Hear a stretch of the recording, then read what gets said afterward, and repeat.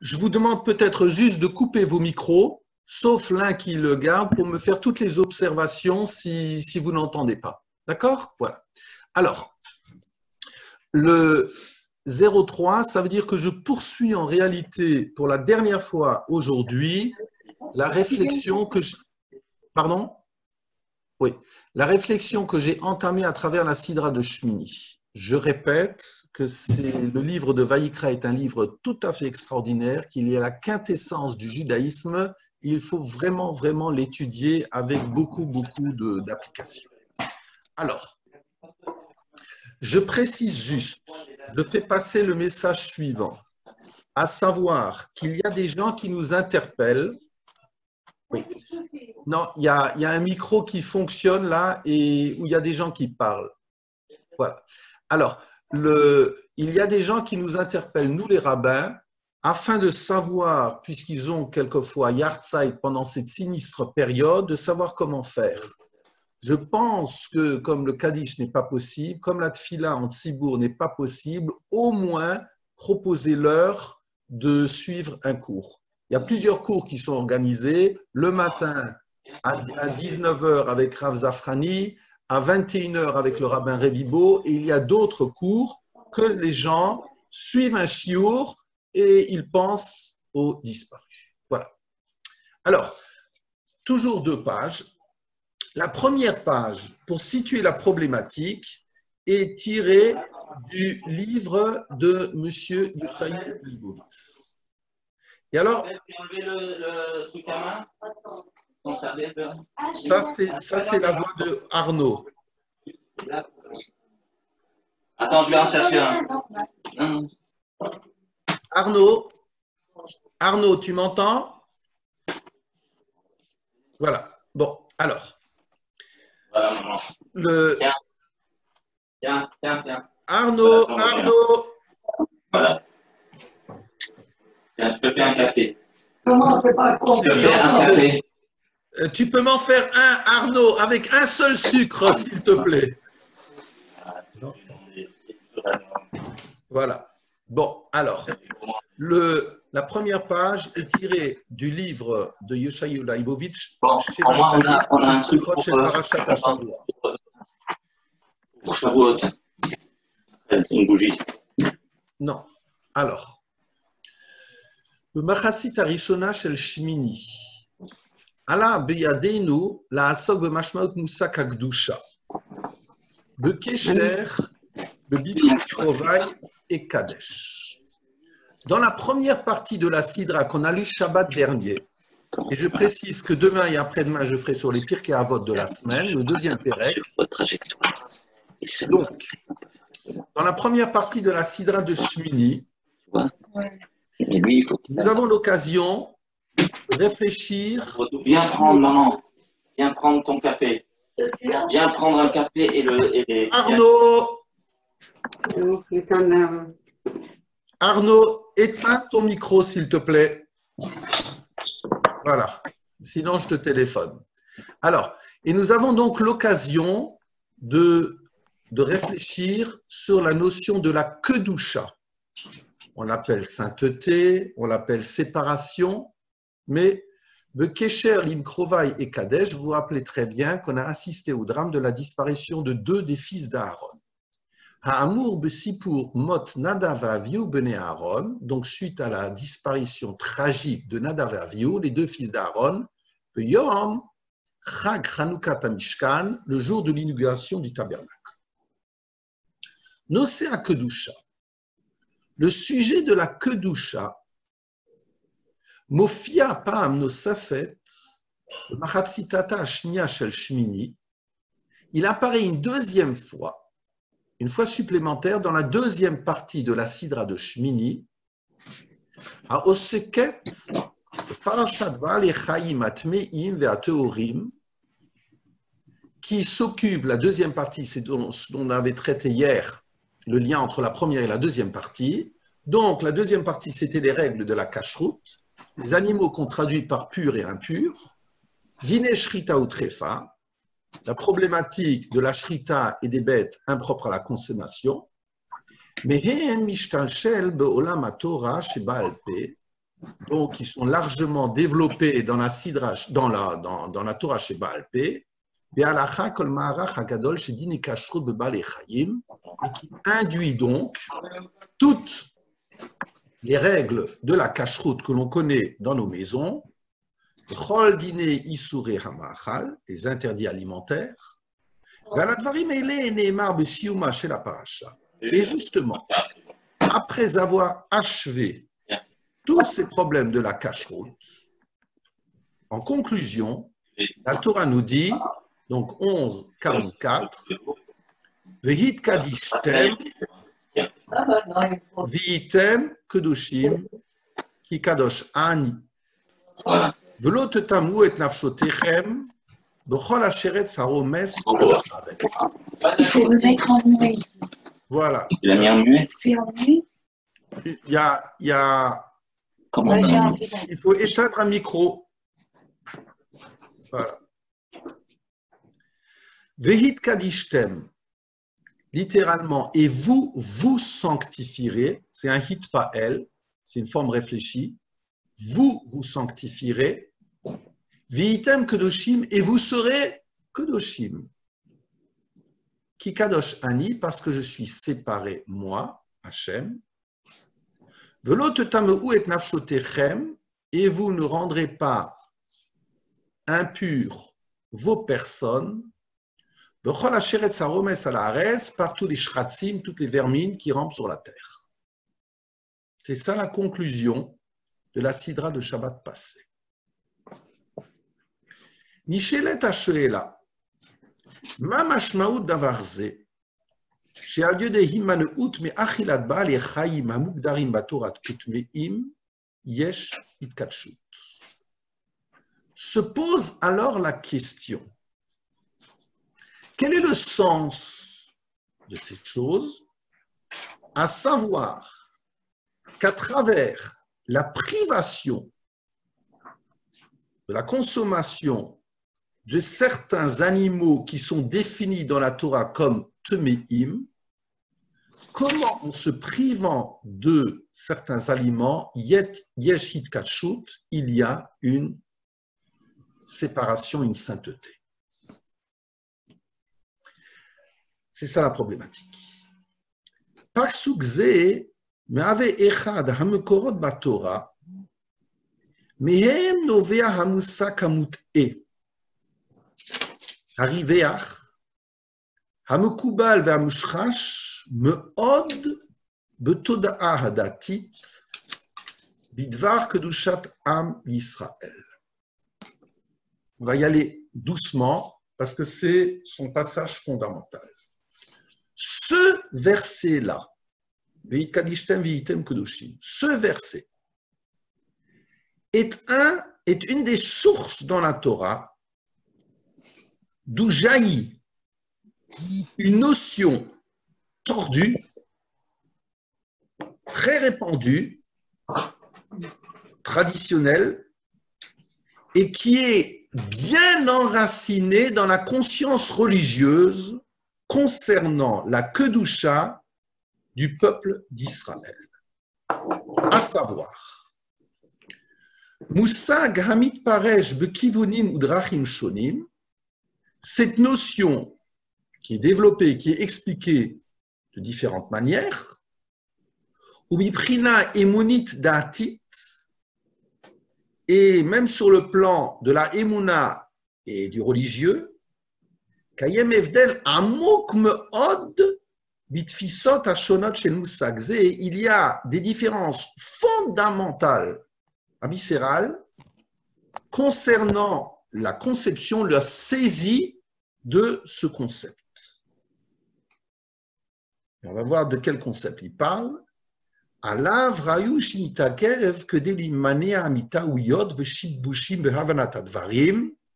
Et donc, il convient que l'on essaye de réfléchir à ce concept-là afin d'échapper à des erreurs, des controverses, des doutes concernant ces choses-là. De quoi parle notre auteur? On va y aller doucement. C'est Be'inyan Hatzav concernant l'ordre qu'on avait vu, fin de la cacheroute. Vehit kadishtem, vous vous sanctifierez, je traduis simplement comme cela, vihitem kedoshim, et vous serez saints. Hamidrash alatsa vehit kadishtem vihitem kedoshim ki kadosh ani. À propos de l'ordre, qui nous dit donc, vous vous sanctifierez et vous serez saints parce que je suis saint, Omer à Midrash. Voilà ce que dit le Midrash. Vit kadishtem vitem kodoshim, techila vehit kadishtem. Il y a deux stades. Le premier, prioritairement, vehit kadishtem, vous vous sanctifierez. Et seulement dans un deuxième temps, vous serez saints.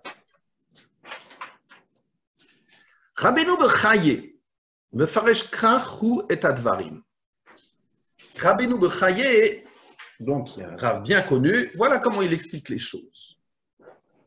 Hakedusha Hazot, le Israël, Yoter Mishar Umot. Cette Kedusha, qui concerne Israël plus que les autres nations, Ve'ena, je l'ai mis en gras, Ela b'maaseh Torah ve'amitzvot. Cette Kedusha ne peut se faire qu'à travers la Torah et les mitzvot. Ki im Torah ve'amitzvot, parce qu'à travers la discipline de la Torah, qui serait ici l'étude, et les mitzvot, Yitrazek koach ha-sechel, se renforce la force de notre sechel, de notre réflexion, et achalosh koach ha-ta'avot, et s'affaiblit notre force du désir, notre pulsion du désir. On va le comprendre au fur et à mesure, et c'est à cause de cela que nitztavenu b'mitzvot ha'ma'achalim ha'asurim, que nous avons l'ordre de la kashrut, ou b'mitzvot ha'arayot, l'ordre des interdits sexuels ou de la famida, ha'tefila, de la prière régulière, le hata'anit du jeûne, le hatzdaka de donner la tzedaka, ou gemilut chassadim de faire du chesed, chez Kulan, le achalish koach hata'ava. Et parce que toutes ces mitzvot-là, et comme fonction d'affaiblir notre force de désir, ou de la canaliser, de l'orienter, c'est ce que les Chachamim nous ont dit dans le Sifré, Vehit kadishtem, vous sanctifierez, Zoï kedushat mitzvah. C'est donc la sainteté acquise par la mitzvah. Et dans un deuxième temps, vous serez séparés. Donc, ce que nous dit Yeshayahu Leibovitz, c'est que de façon évidente pour lui, en s'appuyant sur le Rabbeinu Bechaye, la Kedusha, et c'est ce qu'il va développer, n'est pas un inné. Écoutez ça, mon titre, mais c'est un acquis, ou plutôt quelque chose à acquérir. C'est la discipline de tous les instants qui nous permet de nous modeler. Et donc, c'est cela, cette phrase qui conclut notre passage sur la cache-route, Veit Kadishtem, d'abord tu te disciplines, Veitem Kedoshim, et dans un état T+, tu deviendras Kadosh. Et donc, ajoute notre auteur, qui ne fait jamais de cadeau, Lo Kedat Mimim, ou Mitmemim, Hasovrim Bekifuna Afour. Et donc, cet auteur ne suit absolument pas les gens innocents, j'allais dire, tam, ceux qui veulent vivre dans cette innocence et qui pensent exactement le contraire. À savoir, qu'est-ce que pensent ces gens-là? Que l'Omar Mishum chez Israël Kedoshim, Lachen hem gam nitkadoshu b'mitzvot shenitnu lahem. C'est parce que, voilà ce que pensent les innocents, c'est parce que Israël est kadosh que là, comme conséquence, il a des mitzvot particulières. C'est totalement faux d'après notre auteur.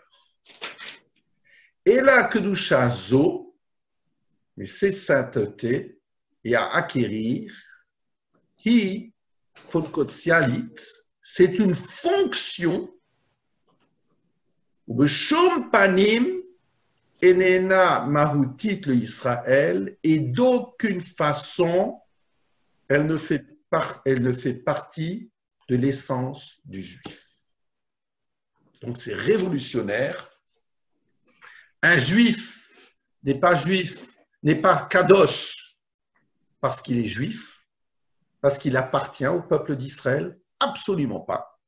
Contrairement à ce que certaines personnes nous diront, et il y a des écoles pour cela, notre auteur nous dira, s'appuyant sur Rabbeinu Chaye, on verra voir d'autres auteurs, Veit Kadishtem, tu te disciplines, tu te grandis, et après, Veitem Kedoshim, tu seras grand.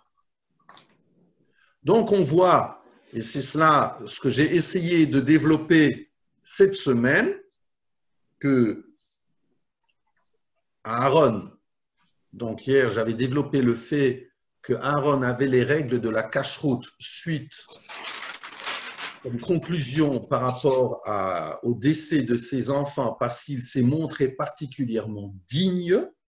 Eh bien, la cache-route était la conséquence ou l'expression de sa dignité. Et ici, l'auteur va plus loin en nous disant, tu sais, tu n'as pas de kedusha en tant que tel. Et donc, cet auteur, dans ce passage, continue à travailler. Ha-kedusha, messima. La kedusha, c'est un poids. C'est une discipline à acquérir. Mashmou devarim ele hi chamura venokevet beyoter. Donc, le sens de ces paroles est très lourd, très sévère, très perçant. Vezot omer Rabbeinu Bechaye, et c'est ce qu'exprime Rabbeinu Bechaye, que de shelo naale al da'atenu, pour qu'on ne s'imagine pas ki kedusha hi davar natun vekavu harakayam, que la kedusha est donnée et innée, vekavu harakayam, qu'elle est fixe éternellement, veomed be'am Yisraël, et elle fait partie de la carte d'identité du SDN du juif. Chas v'shalom. Le Am Yisraël que chez le Atzmo, En shum yitaron al shar umot haolam, au peuple d'Israël, le peuple d'Israël en tant que tel n'a aucune supériorité sur les nations du monde. Voilà. Ça ferait crier dans les chaumières, mais au moins notre auteur a le courage de ses opinions. Ou kedushato Ena elabema, c'est à Torah vers mitzvot. Et la kedusha du juif n'est acquise qu'à travers la Torah et qu'à travers les mitzvot. Donc la Torah, je répète, c'est l'étude. L'étude et la pratique. Yisraël ena metzuvim batorah ou b'mitzvot mishum shem kavyachol am kadosh. Donc il revient sur ce qu'il dit. Yisraël n'est pas impliqué dans la Torah et les mitzvot parce que kavyachol, si l'on peut s'exprimer ainsi, c'est un peuple supérieur. Et là, Efer. Et c'est exactement le contraire. Aefer hagamur unachon. C'est le contraire total qui est vrai. Kabbalat ol la Torah vers mitzvot, hizo chez Osa et Israël le Am Kadosh, c'est l'acceptation du joug de la Torah et des mitzvot qui fait de nous Israël un Am Kadosh. Vezoim sima atsuma. Et donc, c'est un poids considérable, essentiel, Shutala al-Am Yisraël et Léa Chayavu l'Artor, qui a été donné au peuple d'Israël et dans lequel il doit s'enfoncer. Umichlalan hein, anu lomdim lav. Et du point positif, tu dois donc faire Torah et mitzvot dans ces disciplines quotidiennes, ou de cet ordre positif, Adulom Dimlav, nous en déduisons le négatif, à savoir le lo Kabbalah Torah ou mitzvot, en kol kedusha le Am Israël, s'il n'y a pas d'acceptation de la Torah et des mitzvot, qui peut faire partie d'Israël, Israël n'a pas de kedusha. Voilà. Et il conclut. Bemunachim philosophiim, le chalomar qui a kedusha amura batorah, enena musag amitiaches le uvda kilshi. Et la mitiacheset le fumsia hakeshura bipeula. Dans les concepts philosophiques, on peut dire, selon les concepts philosophiques, on pourrait dire que la kedusha dont parle la Torah, ce n'est pas quelque chose qui appartient à une nature d'un peuple, par exemple, mais c'est une fonction. La Torah sera un instrument lié à c'est Avodat Hashem. Biladem, en makom le shum kedusha, et sans Torah et mitzvot, aucune kedusha. Le Kelashon Midrash Rabbah, et je vous ai mis la référence, voilà ce que dit le Midrash. Bisman she'atem aussi met mitzvot, atem kudashim. Lorsque toi, le juif, tu fais les mitzvot, tu es kadosh. Mais si tu t'écartes des mitzvot, tu es halal, vide de sens. Tu es évidé. Davarze yesh ladat, le hivvada, le hodia. Donc cette chose-là, que ça doit être un acquis et pas un inné, tu dois da'at, le percevoir à travers ta réflexion. Le hivada ou le hodia et le faire savoir. Le savoir, le concevoir et le faire savoir. Qui yichus kedusha le Am Yisraël que chez l'atzmo, regardez comment il termine, que d'attribuer une kedusha au peuple d'Israël en tant que tel, ah, tu fais partie du peuple kadosh. Si tu penses là, Hareu Moussak Elili Mouvag, tu es dans une notion de l'idolâtrie absolue. Se croire Kadosh, parce que je fais partie du peuple d'Israël, pour cet auteur, je suis un idolâtre. les choses sont lancées, ça peut faire grincer des dents, on a du mal à le concevoir. Il y aura des textes du Zohar qui ne diront pas la même chose, des textes de Kabbalah qui ne diront pas la même chose, mais voilà, notre auteur s'appuiera sur d'autres textes et on va en voir certains maintenant. Alors, pour faire comprendre cette notion-là, j'aimerais faire référence à un texte que j'ai lu il y a des années du professeur Claude Rivlin. Donc, le père de Daniel Rivlin, qu'on a le bonheur d'avoir à Strasbourg, et le Claude Rivlin, dans un colloque, faisait une remarque qui m'a marqué depuis 50 ans. Voilà ce qu'elle dit. À propos du Sné, du buisson ardent, il est marqué là-bas, Moshe Yaro et Son Yitro Chotno Kohen Midian. Donc on connaît le texte, et Moshe était le pasteur du troupeau de Yitro, son beau-père, Kohen Midian, le prêtre de Midian, et il a conduit le troupeau au fin fond du désert. Et il est arrivé au mont de Elohim, au Chorev. C'est là où un jour il y aura le Matan Torah. J'ai remis à la ligne parce que vous voyez que j'ai sauté certains versets. Je vais du verset Aleph au verset He. Et comme il voit le buisson ardent qui brûle et qui ne se consume pas, donc Moshe déclare dans les versets sautés, Asurana ve'ere tamaria gadolazé, je vais contourner pour voir cette grande vision. Et Hachem lui dit, Vayomer al tikrava, l'homme, ne t'approche pas d'ici. Shalne alecha mi al raglecha, retire les chaussures de tes pieds. Ki amakom asher ata omed alav, parce que le lieu sur lequel tu te tiens debout, Admat Kodeshu, c'est une terre Kodesh. Claude Rivlin a fait la remarque très puissante que lorsque vous regardez les traductions de Admat Kodesh, elles sont très différentes d'une traduction à l'autre.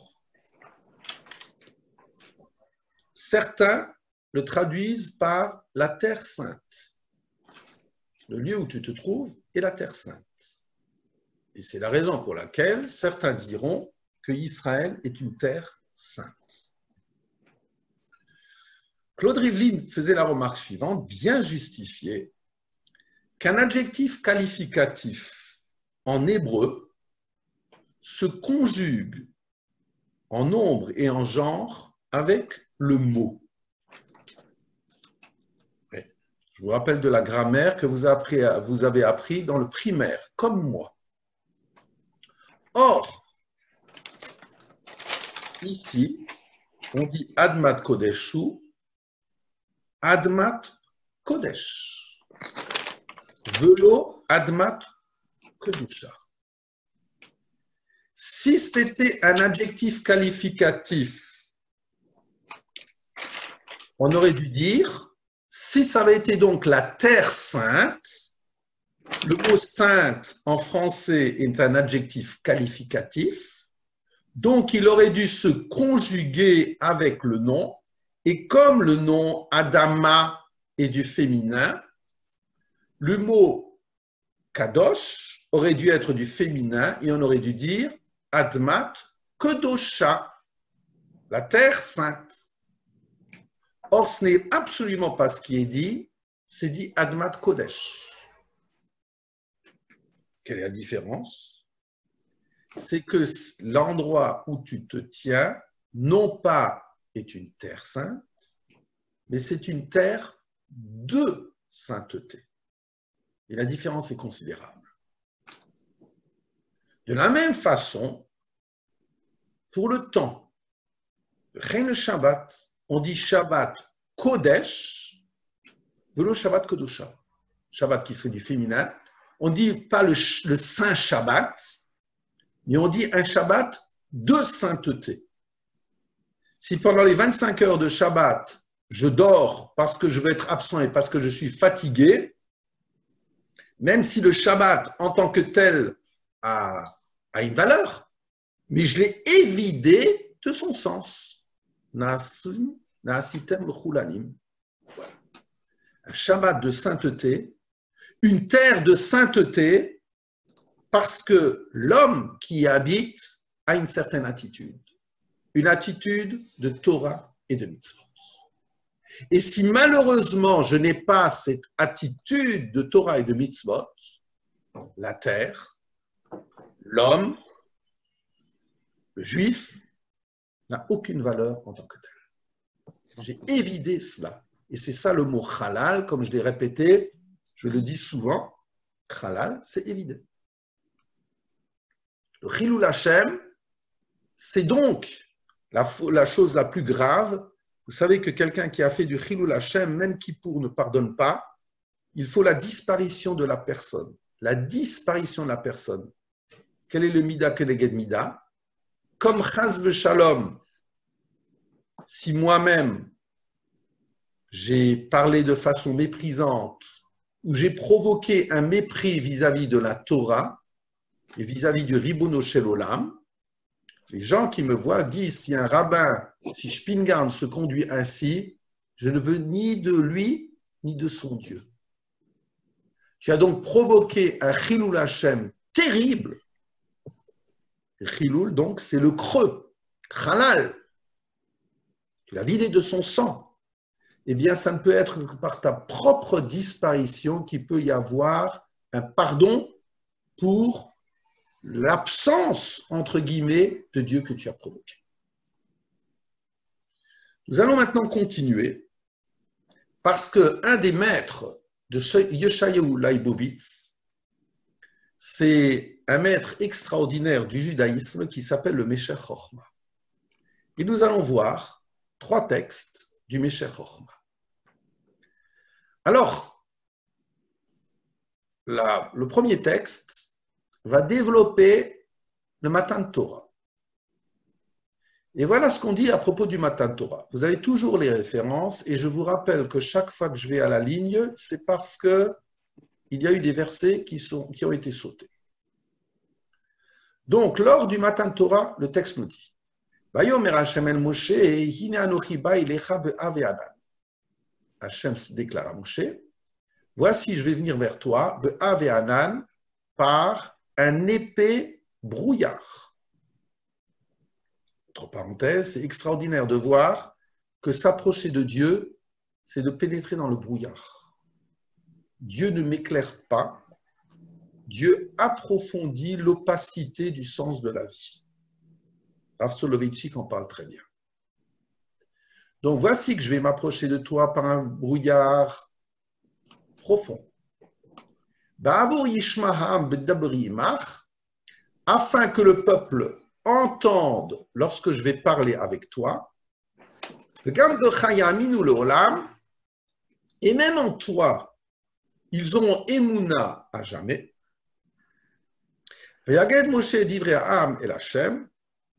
Et Moshe a rapporté les paroles du peuple qu'on ne voit pas ici vers Hachem. Et après, Hachem continue à parler. Vigvalta et Ta'am, ça vive les morts. Et tu vas délimiter, Gvul, tu vas délimiter le peuple autour de la montagne en disant Ishameru lachem. Soyez attentifs, faites bien attention à l'Od Bahar de ne pas monter sur la montagne ou le Goa Bekatseou, ni même d'en toucher l'extrémité. Kol hanogea bahar mot yumat, parce que quiconque touche à la montagne, à cet espace, mot yumat, mourir, il va mourir. Lotiga boya, donc tu ne touches pas. Qui s'accueille sakel, parce que lapidé, tu serais lapidé, ou yaro yari, où tu serais jeté, tu serais rejeté. Im be'ema im ish lo yichye, que ce soit une bête qui s'aventurerait par hasard, ou un homme lo yichye ne vivrait pas. Im shoch hayovel Hemayalu Bahar, c'est un peu difficile à traduire, lorsque s'achèvera le Yovel ici, c'est le son du chauffard qui a accompagné le Matan Torah, Hemayalu Bahar, vous montrez sur la montagne. On est d'accord sur le texte. Est-ce que vous m'entendez bien, mes chers amis? Très bien. D'accord. Je continue. Alors voilà ce que dit le Meshech Chochma. Il dira quelque chose qui est, voilà, qui me rend fier d'auteur pareil. Meshech Chochma, Bimshor hayovel hemayalu bahar, une fois que le son du chauffard s'arrête, le peuple peut monter sur la montagne. Vezeh shekivnu chazal. C'est cela le sens de ce que disent nos maîtres. De be'emet kol ikar hada'at haya que de la akor milibot beni Israël inyane avodazara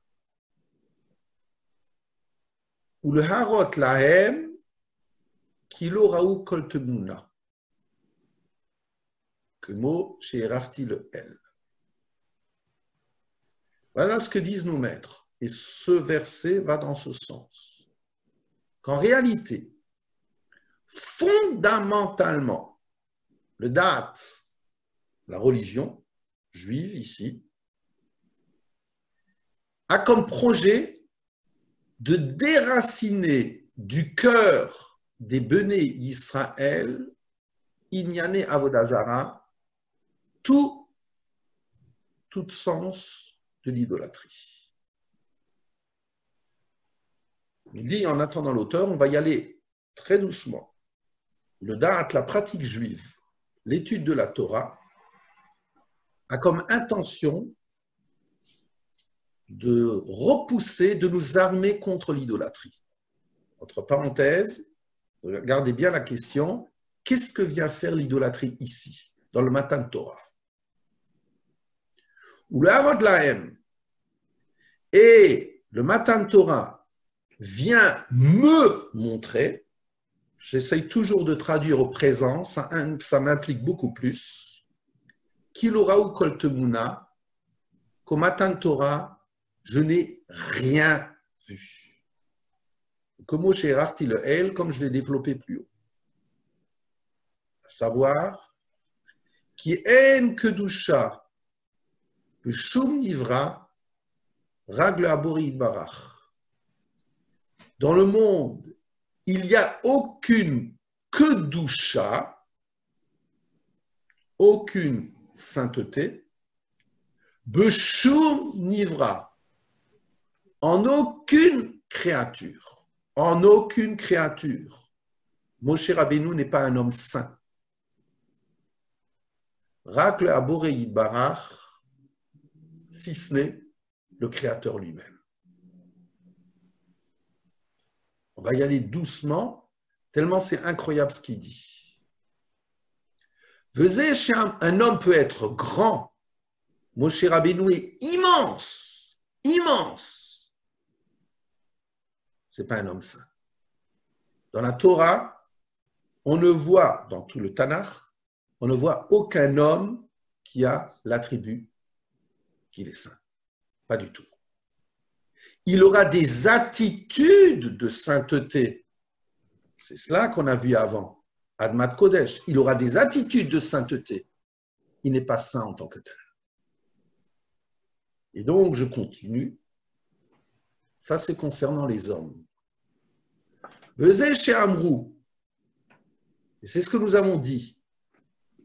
Chez l'hôte d'Amou qui a un Inyan Kadosh. Et ne t'imagine pas que la montagne, elle est sainte. Ou et que c'est parce que la montagne est sainte que Dieu a apparu sur elle. L'Ochen Bnei Israël. Ce n'est pas le cas pour les Juifs. Pourquoi?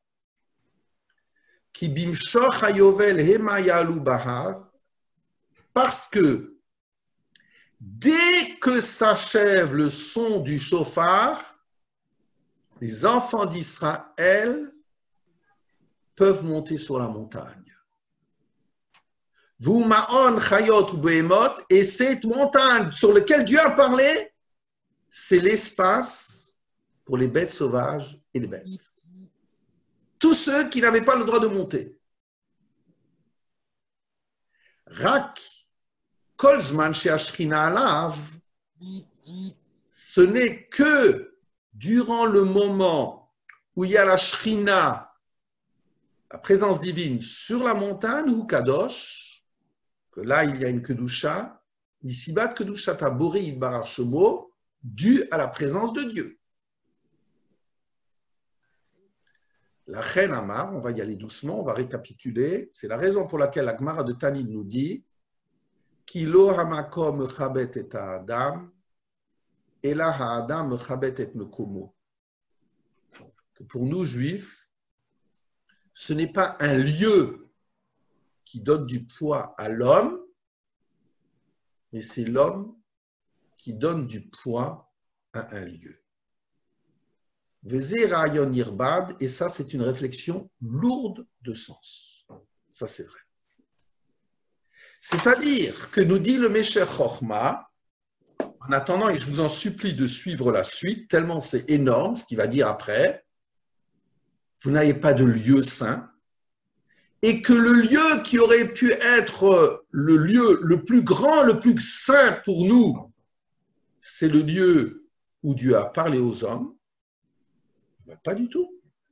Dès qu'il y a eu l'achèvement de la parole divine, tu montes dessus. Tu montes dessus. Le lieu n'est pas saint et l'homme n'est pas saint. C'est la raison pour laquelle nous dit le Mesher Chochma, Velachen, de Bet Olamim, chez Kedushatan Olam. Alors vous allez me dire, mais le temple, c'est un lieu saint. Et c'est la raison pour laquelle, regardez ce qu'il ajoute, pour le Beth Amikdash, chez Kedushatan le Olam, où la sainteté est éternelle, c'est évident que dès que je m'approche du Kotel, eh bien, il y a des lieux que je n'ai pas à franchir.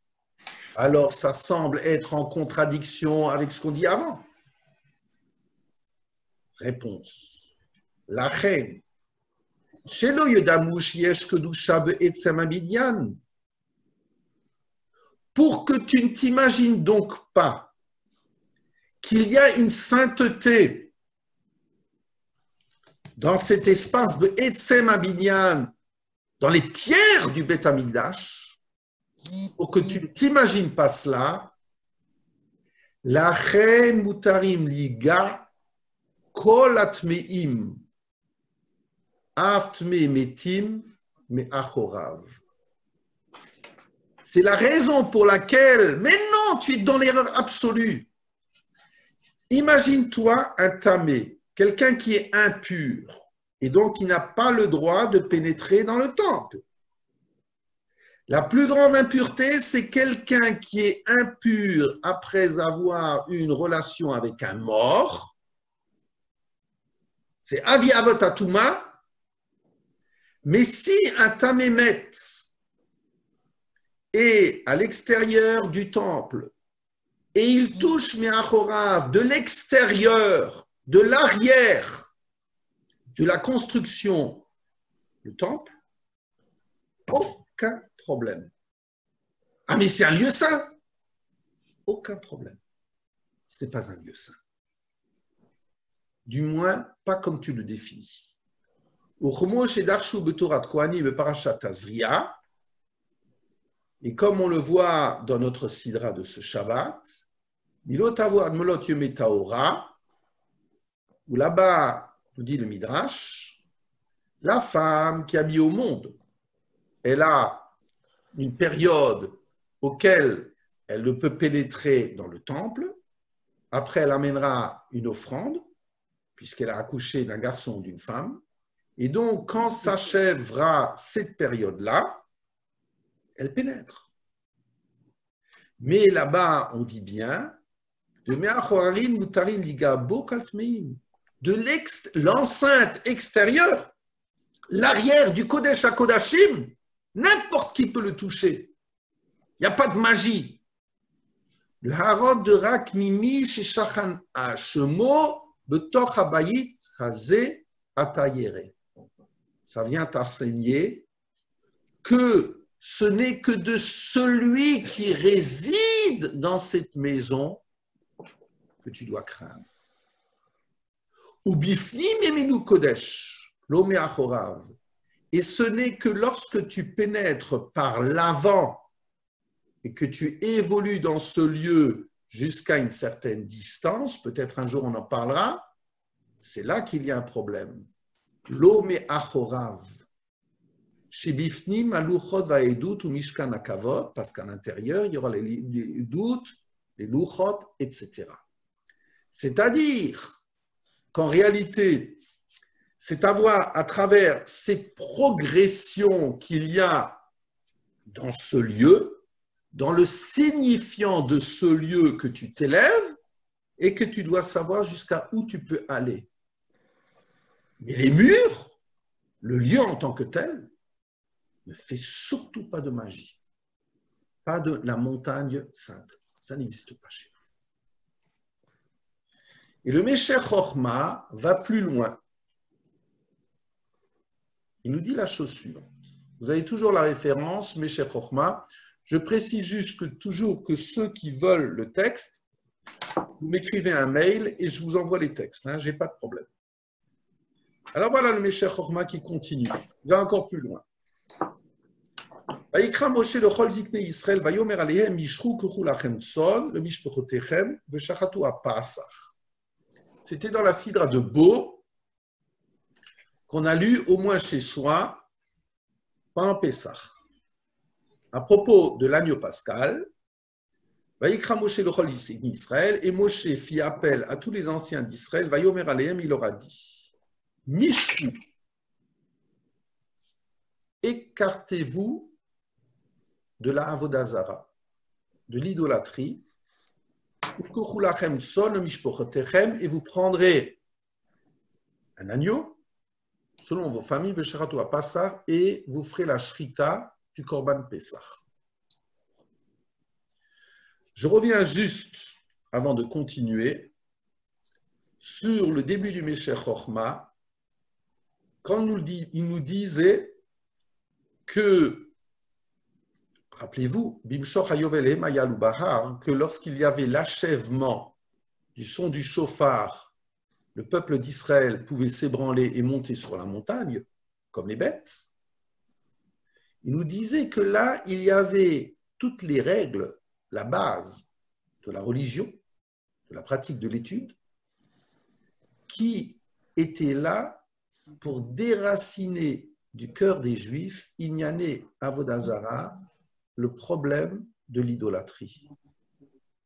Mais de quelle idolâtrie on parle? De quelle idolâtrie on parlait? En réalité, du fait, quelle est l'idolâtrie? C'est du fait de faire d'un homme un saint, d'un lieu un saint, d'un temple un lieu saint. Il n'y a pas de lieu saint. Il y a des lieux de sainteté, mais il n'y a pas de lieu saint. Ce n'est pas du Mektoub. Et donc, on continue notre texte. Et c'est ça, Mishrou, quand il y a eu le Korban Pessah. Et donc, il s'agissait de s'écarter de la conception idolâtre. Et le Mesher Chochma nous dit, regardez cela, il faut être fier de textes pareils. Il y a à développer le point suivant. Chez Kol HaMekomot, HaMekudashim, En Yesodam Midaat. Tu dois savoir que tous les lieux, entre guillemets, saints, le temple par exemple, En Yesoda Midaat, ça ne jaillit pas, non pas la base dans la religion. Rak, Miaouma va Shorashim, mais la racine de ce lieu auquel on octroie une sainteté dépend du peuple et de ses racines. Pourquoi cela? Que Mohar à Moria, comme le mont Moria, chez Misham Nivra Adam, c'est du mont Moria que le premier humain a été fabriqué. Hachem a pris la glaise de là-bas. Vesham Yikriv Avram et Yitzhak. C'est là-bas qu'Avram a offert son fils Yitzhak. Vechen Nifrar Alpinavi. Et ce lieu-là a été choisi pour d'autres de Vi'im. V'da'at lo katuv, on y va doucement et on va le comprendre après. Ou v'da'at lo katuv rak makom asher yifrar Hashem. Dans la religion, on dit le lieu que Hashem a élu. Har Sinai, makom adat. Et le Har Sinai, la source par excellence de notre religion où j'ai eu les 10 paroles, Kevan, donc il appuie. Kevan shenistalka shechina mimenu ya'alut sonu bakar. Dès que il y a eu la Shrina qui a terminé de parler, le troupeau monte. Pourquoi? Shechalila hargashot lo yitu le yaches le dat ezetzio. Parce que ce serait une profanation de penser qu'avec mes sentiments, je pourrais donner une certaine forme à la religion. On va voir ce que ça signifie dans le texte suivant. Rak, donc, c'est-à-dire que dès que Dieu a achevé de parler, cet endroit n'est plus saint. Ah, mais je n'ai pas le droit d'aller comme ça, n'importe comment dans le temple. Et je pose la question. Rak Yerushalmi v'chol eretz Yisrael v'har HaMoriya benuyim al hityarsutam la'avotenu shorshei ha'emuna. Mais en réalité, Jérusalem, ce n'est pas une capitale sainte, c'est un lieu de sainteté. Ainsi qu'Eretz Israël. Le Har HaMoriya sont construits sur notre lien à nos pères qui sont les racines de la Emouna. On va le développer après dans le texte suivant. Vaïtardou ta'ouma le shorsha et la façon de s'unifier, la façon dont la nation s'unifie à sa racine. Shekol hargashot yu rak le idardou ta'ouma, ces sentiments-là sont pour unifier le peuple. Vezedarachamuk venkam makom le harir, ce n'est pas le lieu de le développer ici. Et il le développe où? Dans le dernier passage. Voilà ce qu'il dit. Vodnire que Moshe Be'arnu Bekama Mekomot. Il me semble, comme nous l'avons développé dans plusieurs endroits, de Al Yede Maase Gavoa Lo Nitkadesh Shum Davar. C'est incroyable. Que par Maase Gavoa, par un acte divin, Lo Nitkadesh Shum Davar, aucune chose n'est sanctifiée. Rag behagdisho Adam, mais un lieu a une sainteté, non pas parce que Dieu parle, mais parce que l'homme a une histoire avec ce lieu. Vous vous rendez compte de ce qu'on est en train de dire? Voilà. Alors, je m'arrête quelques instants. C'est-à-dire que, quel est le plan de ce que dit le Meshech Chochma? Alors, le plan de ce que j'ai voulu développer ce matin, c'est le suivant. D'après Yeshayahu Leibovitz, on voit qu'en réalité, il bat en brèche cette notion de savoir s'il y a une sainteté inhérente au peuple d'Israël. Si c'est ça, c'est non seulement de l'orgueil mal placé, mais c'est une erreur fondamentale au niveau de la pensée. C'est ça nos premiers textes. V'hit kadishtem, c'est parce que j'ai une attitude vis-à-vis de ma femme, de mon maître, de mon proche, d'un lieu, là, v'item kedushim, il peut y avoir de la sainteté. Mais chas de shalom, de penser qu'un objet est saint en tant que tel. La preuve, s'il y a un hérétique qui écrit un Sefer Torah, selon tous les dinim, je prends le Sefer Torah et je le brûle. Il n'a aucune sainteté en tant que tel.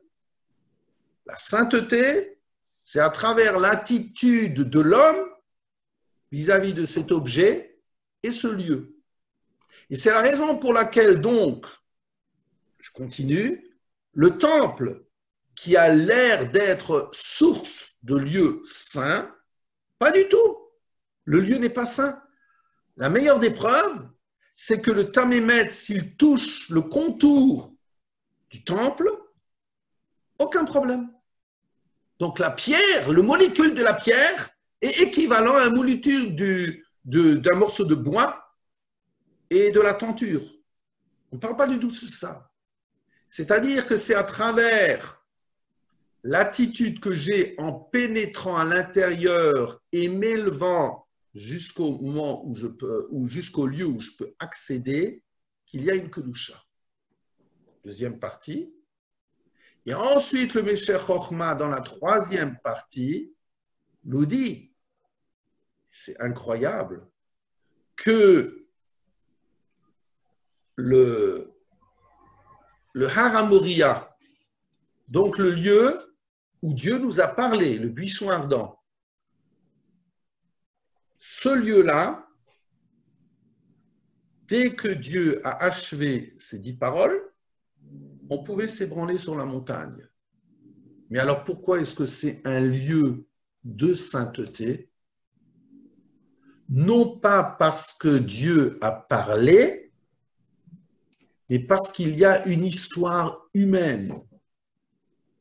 Parce que Abraham, parce que Dieu y a fabriqué l'humain, parce que Abraham a offert son fils, et parce que moi, j'ai une certaine attitude de kedusha vis-à-vis de ce lieu. Ce sera donc la conséquence. C'est la raison pour laquelle maintenant, dans sa conclusion, d'accord, je reprends cette phrase de Al Yedema Segavoa Lonikadesh Shum Davar. Par un acte divin, aucun lieu n'est saint. Rag behagdisho Adam, mais c'est lorsque l'homme consacre une certaine attitude à cela que là il élève. C'est comme ça qu'on est obligé d'expliquer, le verset qui donc, juste avant le Har Sinaï, eh bien, Moshe dit à Hachem, mais tu as témoigné vis-à-vis de nous en nous disant Hagbel et Ta'ar vekidashto. Hagbel, donc, donne une limite, délimite la montagne, vekidashto, et qu'il y ait de la sainteté. Voilà ce qu'il dit. Lo Hachem Tziva, le Moshe chez Kadesh Ha'ar, ce n'est pas que Dieu a demandé à Moshe qu'il sanctifie la montagne. Rak she'ushav el Hashem yitbarach. Ça sera le sujet. She'u yukadesh oto b'ma sheyarad le'inei kol ha'ma'ach. Donc, c'est au moment où Dieu parle, il y a la sainteté. Ve'enot sivui raku atid. Mais l'ordre, ça sera un ordre futur. Vekidashto. Qu'est-ce que ça veut dire vekidashto? Hava meufar al yodé havav le atid, c'est le vav conversif. Voilà ce que dit Rav Cooperman, c'est un petit peu technique. Car mefaresh apasukaz ou ata Hashem haidota banu. Toi, tu as témoigné vis-à-vis de nous le Hagbil et Tahar de délimiter la montagne, que déchet Tered Ata Utkacho, afin que toi tu descendes et que tu le sanctifies. Veheyod ve'en kedusha ba mitzidu shel HaKadosh Baruch Hu. Mais comme une sainteté éternelle ne peut pas provenir de la part de Dieu, et là, mitsan masiem chez le Bnei Adam, j'aurais dû mettre en gras, mais une sainteté ne peut provenir que de la part des hommes. La reine otakedusha shakdashbour inchit alamakom enakevoi. C'est la raison pour laquelle la sainteté, quand Hachem s'est reposé sur ce lieu, enakevoi n'est pas fixe. Et donc, il termine son passage. Odmire chez la reine amro, c'est une gemara très connue. Mais olam, lo yarda shrina le mata me asa. Alors, c'est à propos du Aaron à Kodesh, donc qui se trouvait dans le Saint des Saints. Vous savez très bien qu'il y a 3 boîtes qui sont encastrées, et que là, il y a un couvercle, la caporette, qui recouvre, où il y avait les kérouvim, les chérubins. Et on dit que c'est de l'entre-deux des chérubins que Dieu parlait à Aaron. On connaît ce texte-là. Or, le texte de la Gemara de Souka est incroyable. Il nous dit que jamais Dieu n'est descendu sous terre, sur la terre. Comme si quelque part, il s'est arrêté, puisque c'est Aaron à 1 mètre de hauteur, et c'est à 1 mètre de hauteur qu'il y a les chérubins, jamais Hachem n'est descendu sur la terre. Mais il y a eu cette rencontre entre un homme qui s'élève et Dieu qui descend. Voilà. Vehalo hayam comme à kavod le malamia Sarah, parce que le lieu d'Hachem, c'est au-dessus de ce maître. Velonit kadesh karkaha'ar, et jamais la montagne, le lieu est devenu saint suite à la présence de Dieu. Ça sera dans cette rencontre qui existe entre Dieu et l'homme. Quand Dieu et l'homme sont capables de se parler, 1 mètre, eh bien c'est là qu'il peut y avoir le lieu de la Shekhina, lorsque l'homme se montre digne de cette mission, Messima, qu'il a sur lui, de rendre les choses élevées avec une kedusha. Voilà. Demain et après-demain, je ferai sur les Pirkei Avot. Est-ce que maintenant il y a, comme on ne nous a pas encore coupé, est-ce qu'il y a des questions dans ces textes très difficiles?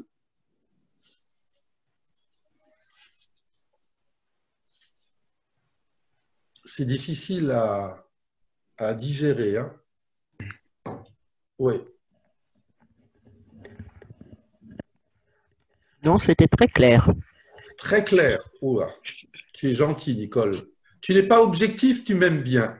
Je ne le dis pas dans tout le monde. Mais je suis très ému de faire un passage pareil parce que même s'il est très technique, même s'il est très dur, mais c'est une dimension colossale d'une dignité qui est donnée à l'homme, où on doit se rosser très haut, où finalement c'est l'homme qui est l'interlocuteur de Dieu, tout le monde le dit, mais c'est lui qui quelque part rend les objets, les êtres d'une dignité tout à fait remarquable. C'est lui qui rend les lieux, entre guillemets, saints. C'est parce qu'il y a eu une histoire humaine que le lieu devient un lieu saint. et non pas parce qu'il y a une histoire divine. C'est incroyable de dire une chose pareille. Oui. On élève de façon extraordinaire l'homme. Oui, c'est cette place-là. Bonjour Laurence. C'est cette Bonjour. place. Voilà. Laurence, j'ai pensé cette semaine, je fais un aparté. J'ai souvent parlé de Rolande, de ta maman. Ah ouais? Non. Oui. En tout cas, bravo. Hein. Et j'espère que ça continuera même après le confinement, tous ces cours. Hein. Bah, écoute, En Zoom. c'est gentil. Bon. On sera juste moins nombreux, Parce que malheureusement. pour les gens qui sont loin, c'est vraiment formidable. Hein. Bon. Pour une... En tout cas, je voilà. me sens un peu comme tout le monde en ce moment.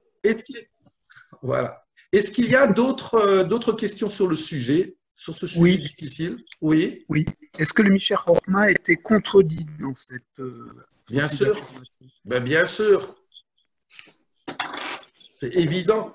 Tu t'imagines bien qu'aujourd'hui, si je disais qu'un juif n'est pas saint, sacré en tant que tel, ou bien si, je veux dire, cette parole est tellement énorme du Mesher Chochma qu'elle a des incidences sur le plan politique, à tout niveau. Tu t'imagines bien qu'à partir du moment où il y a en Eretz Israël certaines attitudes très néfastes pour moi, où je ne me retrouve absolument pas, où je suis totalement anti, alors est-ce que c'est un peuple saint? Est-ce que c'est un peuple de sainteté? Est-ce que c'est… Voilà, je veux dire, toutes ces questions-là, elles se posent. Et pour le Mesher Chochma, et voilà, et ses disciples, elles se posent. C'est évident, évident. Hein? Et donc, tu t'imagines bien que voilà, les incidences sur la restitution de territoire, etc., pour la dignité de l'homme. Bon, je ne vais pas rentrer dans ces détails parce que je n'ai pas forcément la compétence, parce que je ne vis pas là-bas, parce que d'autres raisons, mais ces répercussions existent. C'est évident. C'est évident. Voilà. Il y a donc une grande méfiance, et c'est cela qu'appelle l'idolâtrie selon le Mesher Chochma. Il y a une grande méfiance vis-à-vis d'un lieu, d'un espace. Est-ce que l'espace doit être au service de l'homme, et c'est l'homme qui lui donne une dignité, ou est-ce que c'est l'homme qui est assujetti à un espace? Parce que théoriquement, il pense que l'espace est saint. Très différent. Très différent. Jean-Bernard, comment il va? Moi, je vais très bien et j'étais très content de ta réflexion aujourd'hui sur la Kedusha parce que c'est une notion qu'on avait vue et revue avec le professeur Abécassis. Très bien. Je pense qu'on serait dans la même lecture. Oui, c'est vrai, tout à fait. Tout à fait. Je pense, oui. Le bonjour à Evelyne et à tes enfants. Merci. Bonjour à Brigitte. J'espère qu'elle va bien. Oui, oui. Voilà. Est-ce qu'il y a encore des réflexions? Voilà. Alors, si vous voulez… Pardon. Oui, pardon, je n'ai pas entendu. C'est Joseph Selam. Oui. Je voudrais juste qu'on précise que Leibovitz, quand même, vous appuyez sur son texte, c'était quand même quelqu'un d'assez révolutionnaire en lui. Il a toujours été d'une réflexion, disons, assez en dehors des clous, si on peut dire. Oui, tout à fait. Mais et… c'est pour ça que j'ai voulu après m'appuyer sur le Mesher Chochma, qui est un gadol incontestable pour le monde juif. Voilà. Et donc, merci. Voilà. C'est vraiment passionnant. Bon, passionnant. Non, en réalité, un texte est là pour nous faire réfléchir. Surtout qu'on n'idolâtrise pas un texte. Un texte est là pour m'élever, pour me poser des questions. Voilà. Maintenant, on continuera, si vous voulez, demain, après-demain et la semaine prochaine, à faire des textes de ce style, qui nous hissent très haut dans la dignité que chacun d'entre nous doit avoir de soi-même. Voilà. J'ai terminé avec la Sidra de Shmini. Allez, bonne matinée, bon après-midi. Hein, merci Claude. Allez, Merci. au revoir.